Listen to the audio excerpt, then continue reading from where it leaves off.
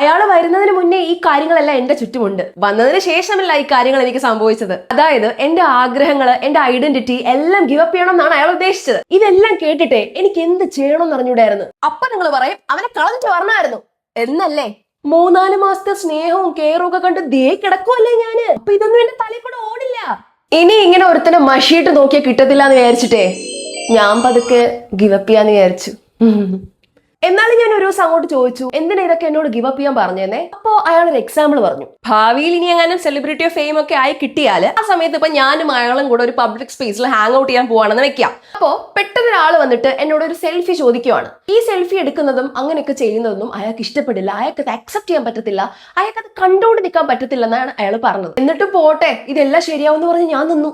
Gradually ഉള്ള അയാളുടെ actions കണ്ടപ്പോൾ എനിക്ക് മനസ്സിലായി, a male chauvinist, an egoistic and an inferior person. അതായിരുന്നു അയാള്. പക്ഷേ ഞാൻ ആ ലൂപ്പിൽ നിന്ന് രക്ഷപ്പെട്ടേ.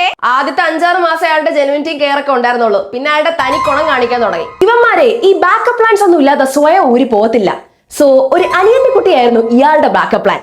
ഇപ്പോ ബെസ്റ്റികളുടെ കാലമല്ല, അനിയത്തിക്കുട്ടിയുടെ കാലമാണേ. ഞാൻ ആ മെയിൻ സ്ക്രീനിൽ ഇറങ്ങിയപ്പോഴേ സൈഡിൽ നിന്ന് ആ അനിയത്തിക്കുട്ടി മെയിൻ സ്ക്രീനിലോട്ട് വന്നു. എനിക്ക് അമ്മാതിരി ട്രോമ ഉണ്ടാക്കി തന്നിട്ടുണ്ട് അയാൾ. എനിക്ക് എന്തായാലും ഒന്നേ പറയാനുള്ളൂ, ആദ്യത്തെ 2-3 മാസം കാണിക്കുന്ന ചക്കര പാനേ തേരെ പഞ്ചാരെന്ന് കാണിക്കണ ഒറ്റ ഒരുത്തിനെ വിശ്വസിക്കരുത്. എത്ര